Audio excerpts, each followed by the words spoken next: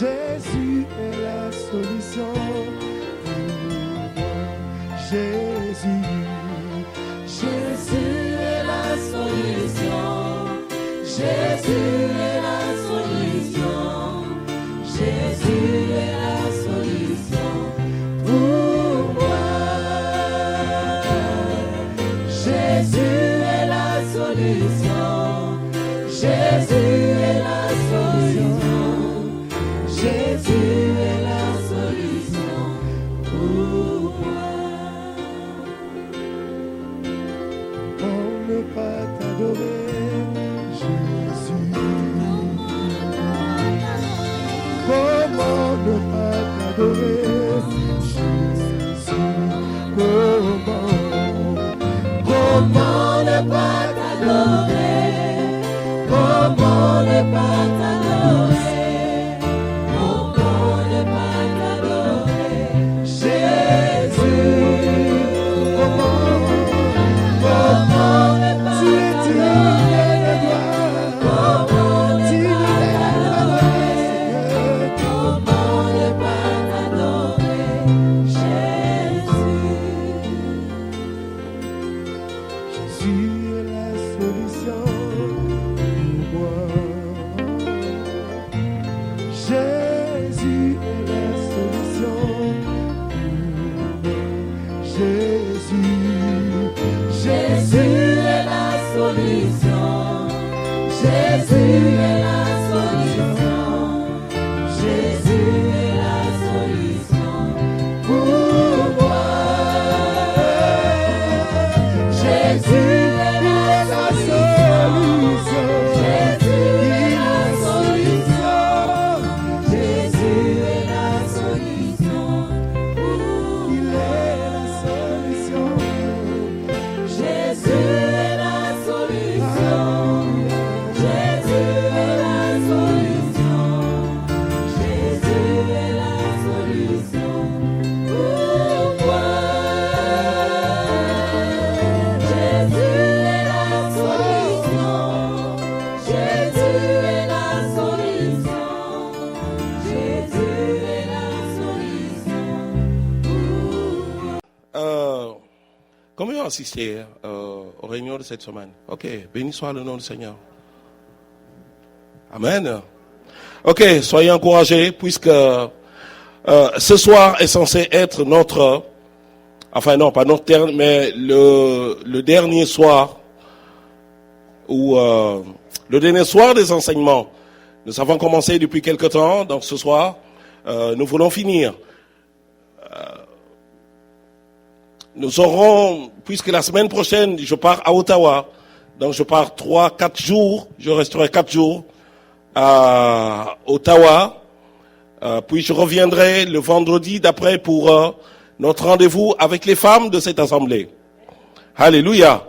Nous voulons partager quelque chose de fort avec les femmes, dire selon la révélation de la parole de Dieu, quelle est la place de la femme dans les plans de Dieu, un message unique. Après cela, nous aurons bien sûr notre réunion de prière de samedi de la semaine prochaine, la réunion de dimanche matin, puisque dimanche, c'est pas une réunion, c'est un culte de louange et d'adoration. Ce n'est pas une réunion, d'enseignement de la parole de Dieu. C'est une réunion d'animation, de chant de louange d'adoration.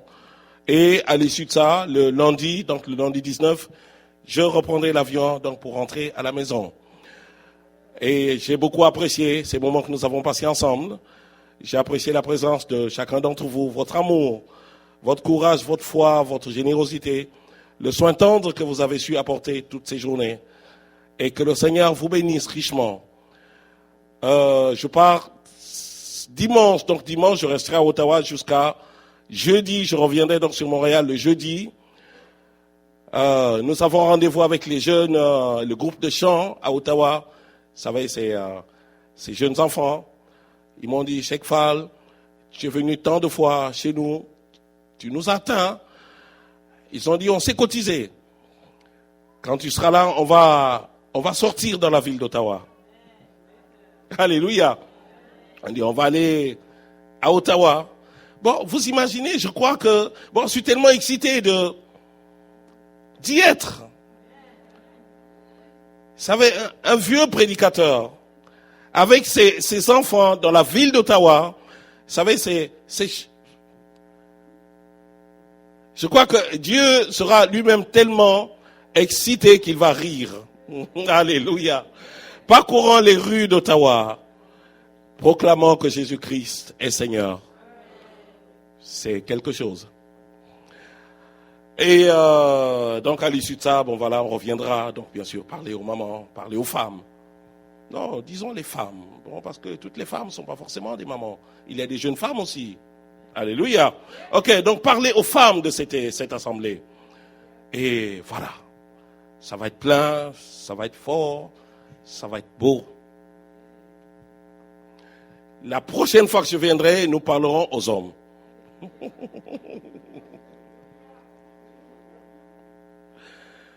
Oui, pour pas que les hommes disent qu'on s'occupe que des femmes, les hommes aussi. Bon, vous savez, je suis un homme moi-même. Nous allons avoir une réunion avec les hommes. Béni soit le nom du Seigneur. Ok, donc ce soir, nous allons clôturer le pasteur Fofi et viens s'il te plaît.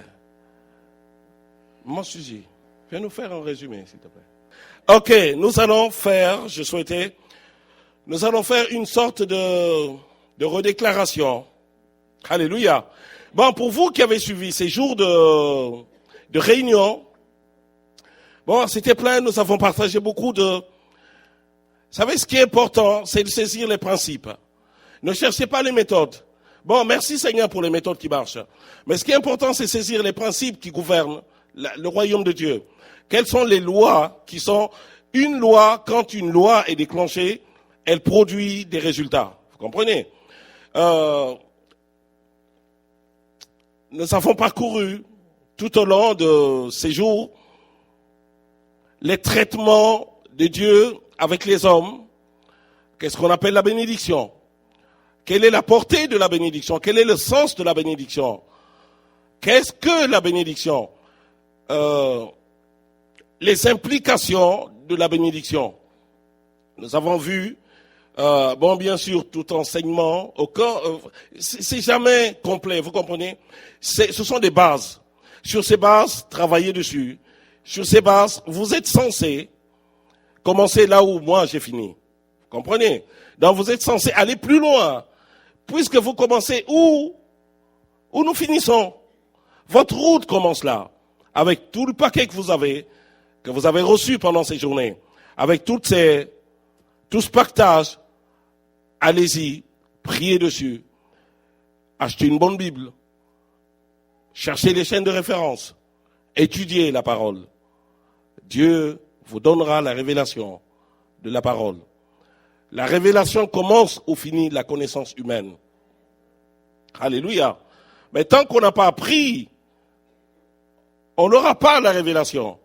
Ce que tu peux faire par toi-même, ce que tu peux étudier par toi-même, ce que tu peux découvrir par toi-même, découvre-le. Et quand tu auras découvert, Dieu t'amènera plus loin. Alléluia. Et Dieu travaille tout le temps comme ça. C'est comme ça que Dieu travaille avec les gens. Vous comprenez? L'esprit de sagesse, selon Éphésiens chapitre 1, viendra sur vous. Et Dieu vous révèle l'alliance, la bénédiction, Abraham, Isaac, Jacob, la bénédiction de Dieu sur des personnes, sur des individus. Après les individus, Dieu s'est répandu sur une nation. Nous avons vu c'était hier, comment Dieu a béni une nation tout entière. La nation d'Israël, en tant que les héritiers d'Abraham. Après une nation, Israël, Dieu traite avec toutes les nations de la terre.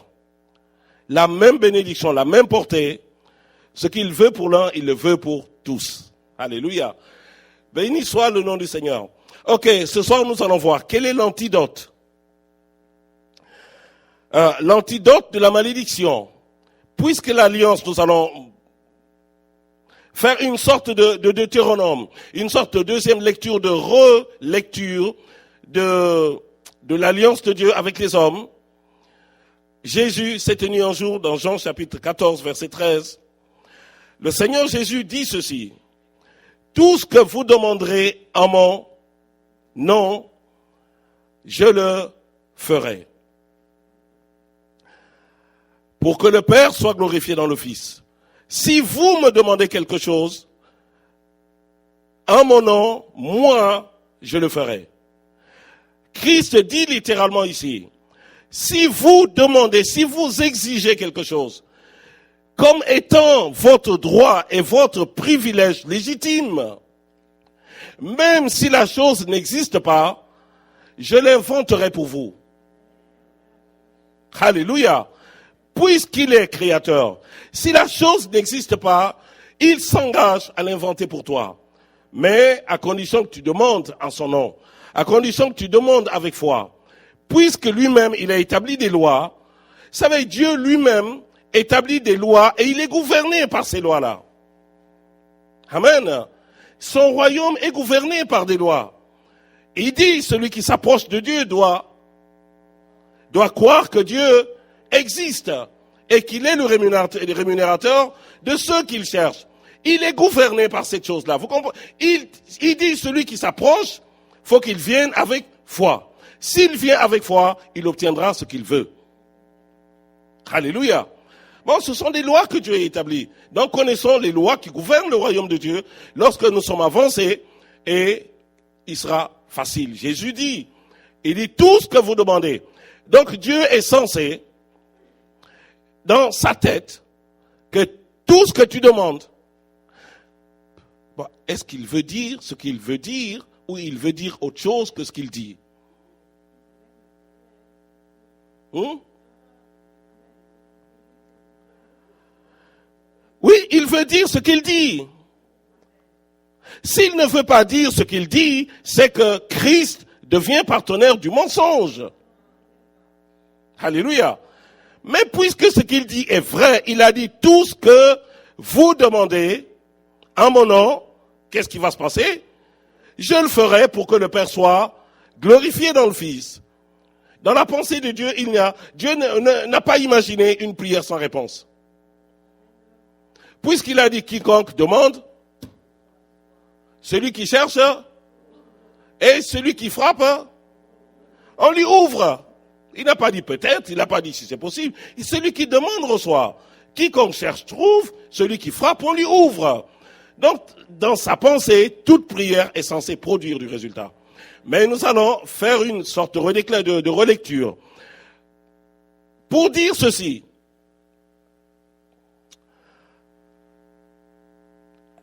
j'ai parlé avec une personne, vous savez, il y a quelques années. Parler de Dieu, mais cet homme ne croyait pas que Dieu existe. Ouais. Il m'a dit, je suis agnostique. Il m'a dit, je suis agnostique. C'est comme ça. Hein? Je ne sais pas s'il y a un Dieu qui existe. Il dit, mais je sais au moins une chose, c'est que le diable existe. J'ai dit, pourquoi tu peux dire ça? Il me dit, je vois les effets. Voilà, je vois les effets. Au moins, il dit, au moins, il y a un diable. Bon, il est plus conscient des dégâts. Ouais, je suis resté comme ça. Je ne savais plus quoi dire. Il m'a dit, regarde. J'ai dit, oui, certainement le diable existe. Je ne vais pas, moi le premier, je ne vais pas nier que le diable existe. Mais il m'a dit, s'il y a un Dieu, ok, je suis retourné chez moi. J'ai ouvert ma Bible, j'ai commencé à chercher. Moi, je ne cherche pas la preuve de l'existence de Dieu. Mais je cherche comment contrecarrer, comment aider cet homme, vous comprenez? Et comment m'aider moi-même, puisque je n'ai pas trouvé une réponse qui pouvait aider cet homme. Nous avons parlé de l'alliance, nous avons dit le salut de Dieu doit rentrer dans tous les domaines de notre vie. Que tant que le salut de Dieu n'est pas rentré dans tous les domaines de notre vie, quelqu'un ne peut pas dire réellement je suis sauvé. Amen. Bon, puisque vous êtes là, Bon, je vois bien que vous avez les yeux chargés de sommeil.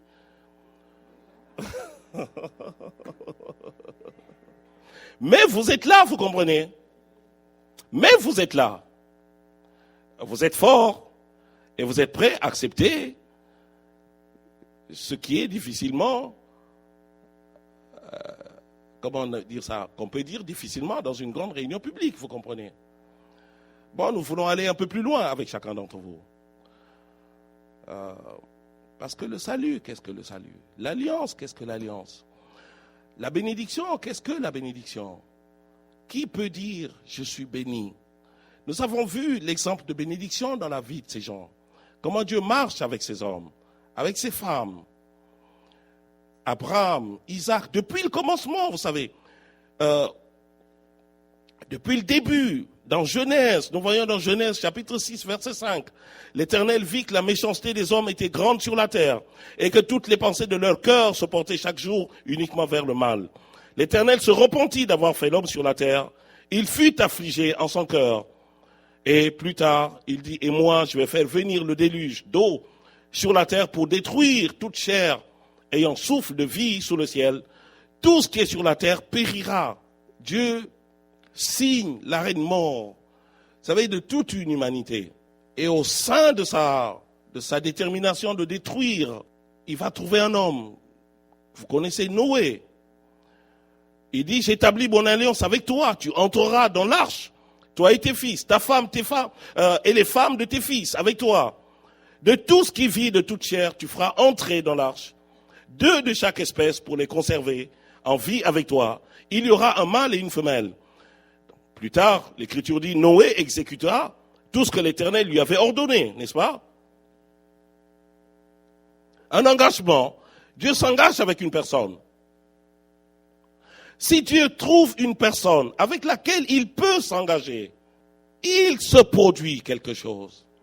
Il y aura, pouf, vous saisissez? Si Dieu trouve une personne, il veut s'engager. Qu'est-ce que c'est que s'engager? Je ne sais pas. S'engager, c'est quoi? Bon, vous qui êtes, n'est-ce pas, vous êtes décalés, n'est-ce pas? Quand tu t'engages, qu'est-ce que tu fais? Tu t'impliques. Tu fais quoi? Tu t'investis. Tu fais quoi? Tu te donnes. Amen. Tu te donnes. Tu t'engages. Tu te donnes. Comment Dieu peut-il se donner à une personne? Mais il le fait. Amen. Il le fait. Un Dieu si grand entre les mains d'une personne qui a la foi. C'est pourquoi le Seigneur dit, si tu crois, va sans cesse. Dans son ministère terrestre, il est toujours en train de dire, si tu crois, tu verras la chose, qu'il te soit fait selon ta foi. Il dit, j'établis mon alliance avec toi. Tu entreras dans l'arche. Plus tard, dans Genèse chapitre 9, verset 11, à partir du verset 9, il dit, j'établis mon alliance avec vous. Aucune chair ne sera plus exterminée par les eaux du déluge. Il n'y aura plus de déluge pour détruire la terre. Et Dieu dit, c'est ici le signe de l'alliance que j'établis entre moi et vous, et tous les êtres vivants qui sont avec vous pour les générations à toujours. J'ai placé mon arc dans la nuit, et il servira de signe d'alliance entre moi et toi. Quand j'aurai rassemblé les nuages au-dessus de la terre, l'arc paraîtra dans la nuit. Et je me souviendrai de mon alliance entre moi et vous, et tous les êtres humains de toute chair, et les eaux ne viendront plus un déluge pour détruire toute chair. L'arc sera dans la nuée. Je le regarderai pour me souvenir de l'alliance perpétuelle entre Dieu et tous les êtres vivants de toute chair qui est sur la terre. Et Dieu dit à Noé, tel est le signe de l'alliance que j'établis entre moi et toute chair qui est sur la terre. Il prend un engagement avec cet homme. Plus tard, il rencontre un autre homme, que vous connaissez tous. Parce que l'Écriture dit, Hébreux chapitre 11, verset 7, dit, c'est par la foi que Noé, divinement averti des choses qu'on ne voyait pas encore, et saisi d'une crainte respectueuse, construisit une arche pour sauver sa famille. C'est par elle qu'il condamna le monde et devint héritier de la justice qui s'obtient par la foi. Tu rencontres Abraham. Nous avons vu avec vous l'engagement, comment Dieu marche avec Abraham. Que dit l'Écriture à propos d'Abraham? Genèse 12, versets 1 à 4. L'Éternel dit à Abraham, donc avant qu'il devienne Abraham, donc Abraham, va-t'en de ton pays, de ta patrie et de ta maison, la maison de ton père, dans le pays que je te montrerai. Je ferai de toi une grande nation et je te bénirai. Je rendrai ton nom grand et tu seras une source de bénédiction. Je bénirai ceux qui te béniront et je maudirai ceux qui te maudiront et toutes les familles de la terre seront bénies en toi. Abraham partit comme l'Éternel le lui avait dit et Lot partit avec lui. Abraham était âgé de 75 ans lorsqu'il sortit de Charan. À propos d'Abraham, Hébreux 11, 8 à 9 dit, c'est par la foi qu'Abraham, lors de sa vocation, obéit et partit pour un lieu qu'il devait recevoir, un héritage, et qu'il partit sans savoir où il allait. C'est par la foi qu'il vint s'établir dans la terre promise, comme dans une terre étrangère, habitant sous des tentes ainsi qu'Isaac et Jacob, les co-héritiers de la même promesse. Les co-héritiers de la même promesse.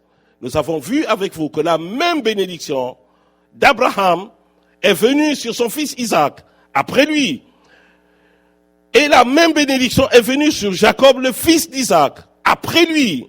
La même bénédiction est venue sur Joseph et les patriarches, après lui. La même bénédiction est venue sur les enfants, sur une nation, Israël, après eux.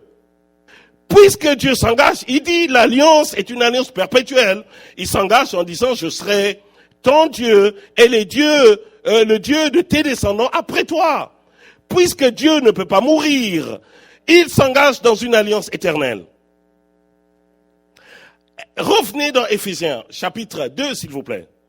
Éphésiens 2. Bon, quelqu'un me dira, mais pourquoi tu insistes tant sur cela? Expliquons, n'est-ce pas? Enseigner, c'est expliquer. Alléluia, je ne prêche pas. Bon, même s'il m'arrive des fois.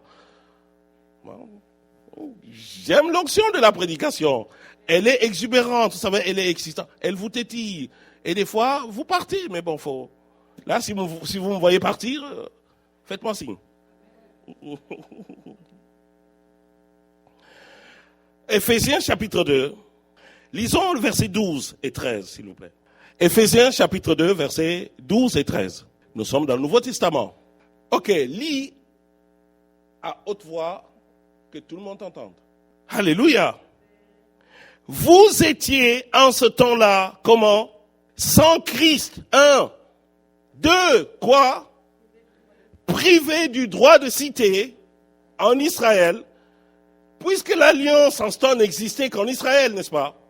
Sans Christ. 2. Privés du droit de cité en Israël. Et 3. Étrangers aux alliances. 4. Sans espérance. 5. Sans Dieu dans le monde. Bon, n'est-ce pas une image vivante du désespoir? L'Écriture dit, vous étiez sans Christ, privé, si quelqu'un est en dehors de l'alliance.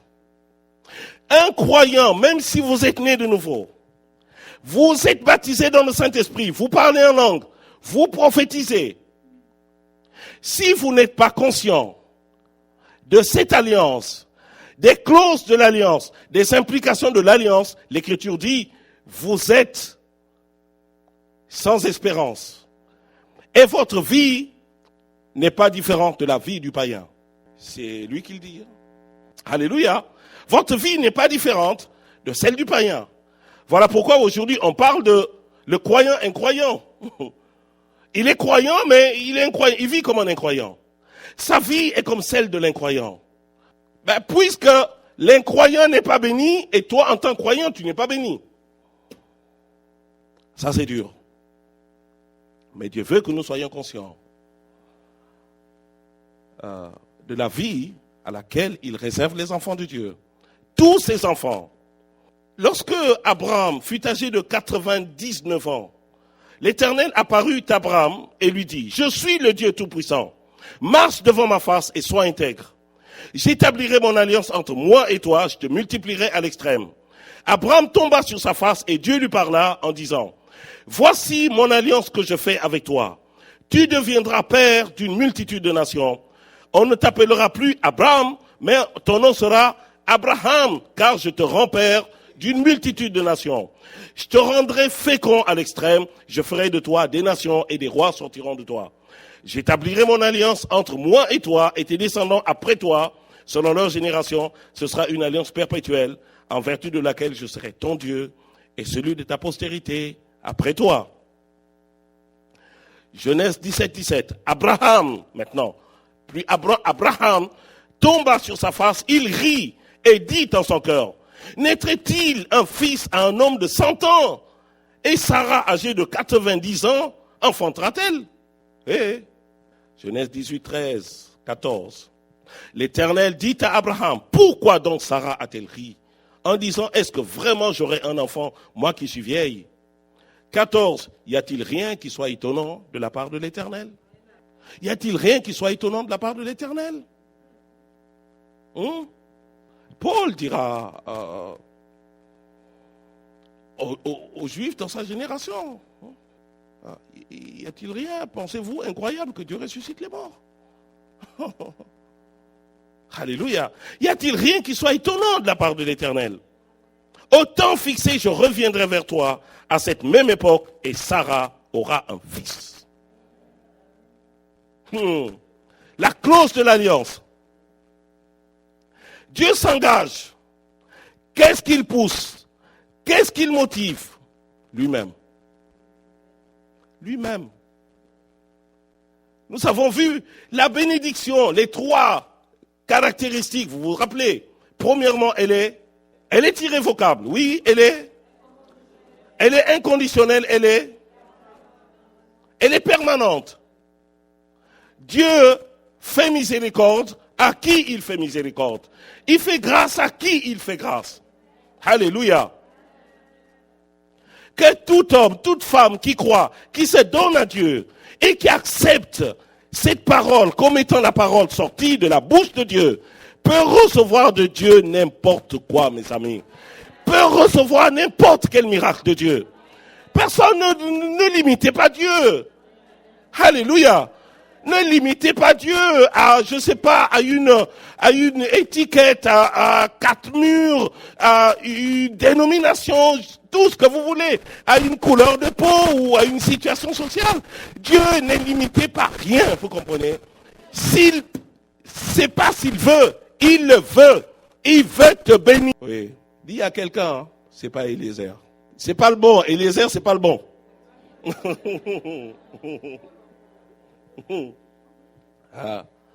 Pas Eliezer. Pas Ismaël. Quand il a eu Isaac, vous voyez, Abraham est resté tranquille. Amen. Il est resté tranquille. Vie normale. Tout va bien. Jusqu'au jour où Dieu revient. Il dit, Abraham, viens. Ce fils-là, donne-le-moi en holocauste. Hein? Pardon? Seigneur, j'ai pas bien entendu. Qu'est-ce que tu dis? Dieu dit, Isaac. Non, Seigneur, non, tu te trompes. C'est pas, non. Dieu, c'est... Quoi? Mon Isaac. Mon bébé. Ma vie entière. J'ai pleuré, travaillé, crié pour ça. Tu veux que je te le donne? On pense souvent quand on lit ce texte que Abraham s'est levé, il est allé prendre son fils, il a dit on y va, on va aller sur la montagne. Comme ça, stoïque. Hein? Il a pleuré, mes amis. Ça fait mal. L'objet de ma vie. Tout ce qu'il a de plus précieux, vous savez. Mais Dieu lui dit, donne à Abraham. Alléluia. Mais quel est ce Dieu-là qui n'a pas pitié? Hein? Quel est ce Dieu qui veut m'arracher? Ça, ton Isaac. Donc tu n'as pas donné à Dieu ton Isaac. Votre alliance repose sur du sable. Ça va s'écrouler un jour. Alléluia. Il a pris ce fils. Bon, ok, je vais le faire. Je vais le faire. Il s'est motivé. Motive-toi, mon ami. Alléluia. Motive-toi, prends courage. Avec Dieu, tu ne perds rien ni personne. Et il s'est battu, il s'est levé. Il est arrivé jusqu'à la montagne. Quand il est arrivé à la montagne, il a serré les dents, il a serré les poings, mais il l'a fait quand même. Dieu a saisi sa main. Il a dit, Abraham. Jésus dit aux Juifs, il dit, votre père Abraham a vu mon jour. Il lui dit, mais comment toi, tu n'as même pas 50 ans, tu dis que notre père Abraham t'a vu. Il dit, Abraham m'a vu. Qu'est-ce qui s'est passé? Le mont de Morija, Abraham offrant son fils. Dieu lui dit, attends, maintenant, je vais te montrer, Abraham, à cause de ce que tu as fait, moi, l'Éternel, non seulement tu donnes pas ton fils, il dit, regarde la montagne qui est là-bas. En face du Morija, il y a Golgotha. Il lui dit, regarde là-bas. Toi, tu veux donner, moi, je vais donner mon fils pour tes enfants, Abraham. Et l'Écriture dit qu'il a retrouvé comme une forme de résurrection. Il dit, non seulement je vais le donner, il va mourir, je le ressusciterai. Il sera sur le trône et partout où tes enfants crieront, partout où ils pleureront, partout où ils gémiront, partout où ils demanderont. Jésus dit, tout ce que vous demandez en mon nom, je vais le faire. Il le fera, Abraham, pour tous tes enfants. L'alliance, mes amis, forte, puissante, inconditionnelle, irrévocable, permanente dans ta vie. Dieu s'engage avec tous ces hommes. Il arrive à la nation d'Israël. Quand il arrive à la nation d'Israël, l'Écriture dit, c'est pourquoi les héritiers, Romains 4,16, c'est pourquoi les héritiers le sont, comment par la foi. Pour que cela soit par grâce, afin que la promesse soit assurée à toute la postérité. Afin que la promesse soit assurée à qui? À toute la postérité. Y compris toi, t'es compris dedans. Amen. La promesse soit assurée à toute la postérité. Non seulement à celle qui est sous la loi, mais aussi à celle qui a la foi d'Abraham. Notre Père à tous, selon qu'il est écrit, je t'ai établi Père d'un grand nombre de nations. Il est notre Père devant celui auquel il a cru.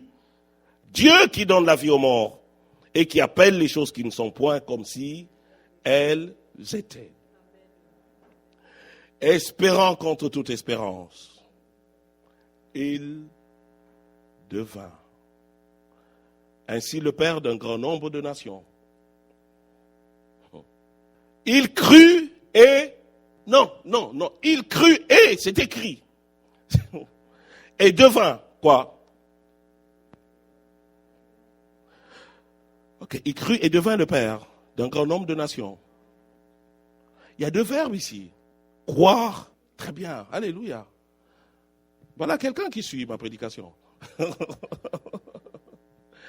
Il crut et devint, mes amis. Associez ces deux verbes toujours. Amen. Il a cru et il est devenu. Avec Dieu, c'est la règle. Pas possible de croire sans devenir. On ne peut pas croire sans devenir. Alors, si tu crois, deviens. Amen. Deviens quoi? Deviens. Croire, c'est voir, dit Christ. Si tu crois, tu verras. Si tu crois, tu deviens. Si tu n'étais pas fort, tu crois, tu deviens fort. Si tu étais malade, tu crois, tu deviens une personne guérie, en bonne santé. Si tu étais pauvre, tu crois, tu deviens riche. Si tu es faible, tu deviens plein de force. Si tu es stérile, tu deviens fécond. Alléluia. Croire pour devenir. Donc associez toujours votre foi au verbe devenir. Croire pour devenir. Il devint ainsi quoi? Le Père d'un grand nombre de nations, c'était son appel, selon ce qui lui avait été dit. Donc devient selon ce qui t'a été dit. Telle sera ta postérité. Et sans faillir, sans faiblir dans la foi, dit l'Écriture, il ne considéra point que son corps était déjà usé puisqu'il avait près de 100 ans. Et que Sarah n'était plus en état d'avoir des enfants. Il ne douta point par incrédulité au sujet de la promesse de Dieu, mais il fut fortifié par la foi, donnant gloire à Dieu, ayant la pleine conviction que ce qu'il promet, il peut aussi l'accomplir. C'est pour cela, il lui fut imputé à justice, mais ce n'est pas à cause de lui seul qu'il est écrit que cela lui fut imputé. Je vais expliquer quelque chose. Le salut, tant qu'il n'est pas rentré, nous avons dit, dans tous les domaines, la malédiction est réelle ou pas. Et à un moment, j'ai senti que ce n'est pas réel de la malédiction. Quel est l'antidote de la pauvreté? Quelqu'un qui est malade. Dieu dit que tu dois te repentir.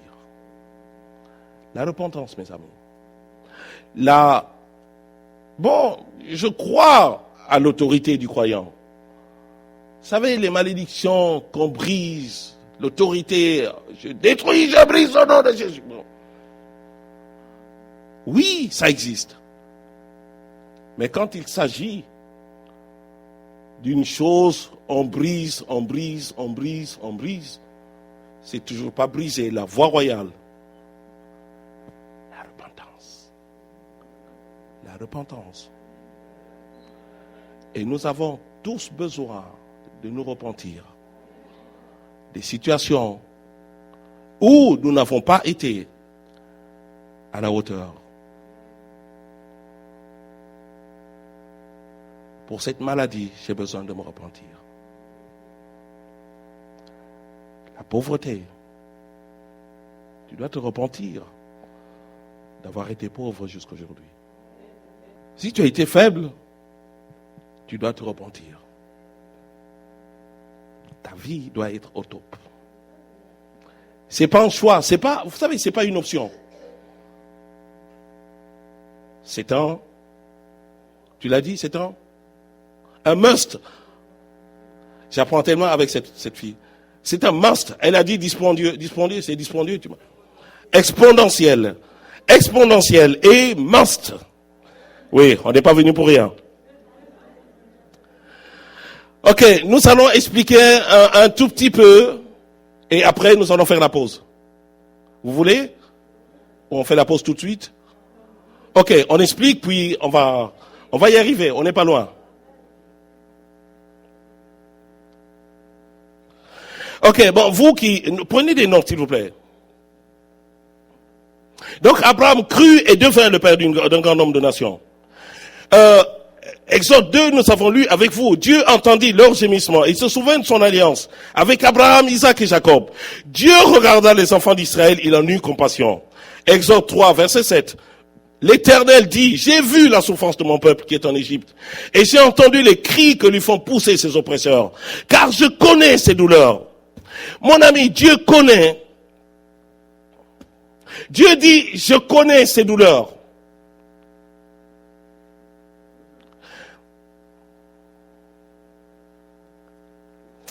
Dieu connaît ta situation, pas tellement ce que tu viens dire ici à l'église, mais ce que tu dis quand tu es dans ta salle à manger. Ou dans ta chambre, la tête sur ton oreiller. Oui, souvent nous venons à l'église, n'est-ce pas? Tout beau, tout feu. Quand on est à la maison, quand tu es assis dans ta maison, sur ton canapé, vraiment, en tout cas, ce Dieu-là, oui, est-ce qu'il m'écoute mes prières? Est-ce qu'il voit ma misère ou pas? Quand le téléphone sonne, mais vraiment, Dieu m'a abandonné. Et pourquoi? C'est ça que Dieu entend, pas tellement ce que tu dis quand tu viens ici là. Oui, ici on vient, alléluia, gloire à toi, Jéhovah.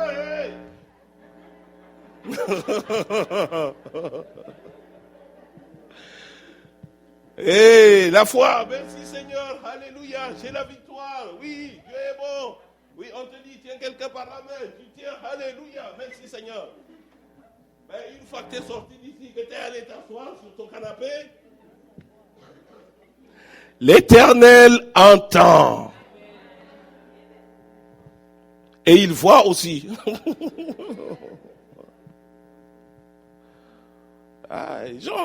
Oui. Quelqu'un a dit, oui, mais qu'est-ce que j'ai fait au bon Dieu? Il m'a dit, tu peux me dire, pasteur, qu'est-ce que moi j'ai fait au bon Dieu? J'ai dit, qu'est-ce que tu veux faire au bon Dieu? Il dit, pour que je sois comme ça, ma vie, la misère. Je suis venu accompagner les gens. Ah, finalement, cette église-là, je vais la quitter, je vais partir. Cette église, il n'y a pas l'onction, les gens ne sont pas bénis. Je ne trouve pas le mariage. Je ne trouve pas de travail. Ni l'argent. Oui, je ne trouve pas l'argent. Ce que tu dis, Dieu dit, j'ai entendu. J'ai entendu. Dieu n'a pas dit, j'ai entendu, quand ils crient à Dieu, non, parce qu'ils pleurent. Leurs pleurs.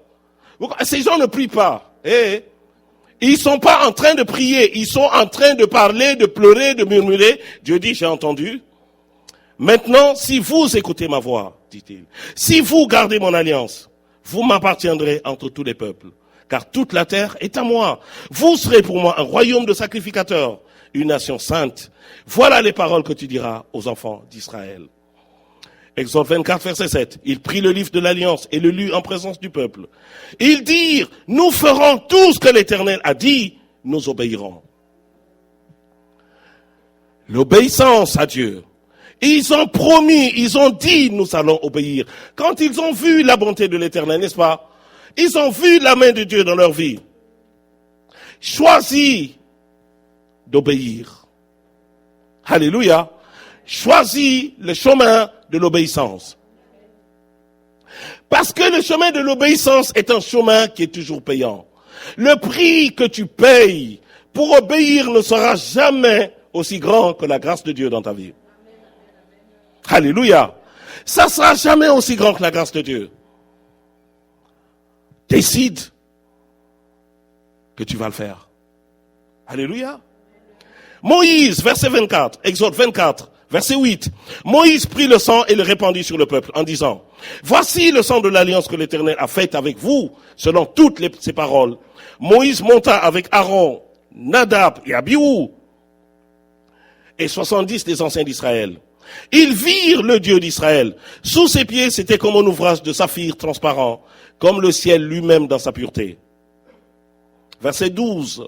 L'Éternel dit à Moïse, monte vers moi sur la montagne et reste là, je te donnerai des tables de pierre, la loi et les ordonnances que j'ai écrites pour leur instruction. À quoi te sert la parole de Dieu?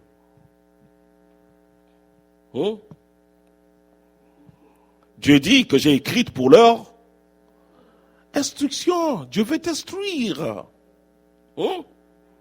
Il veut t'instruire. C'est pas un fardeau, sa parole. Traitez pas sa parole comme un livre ordinaire.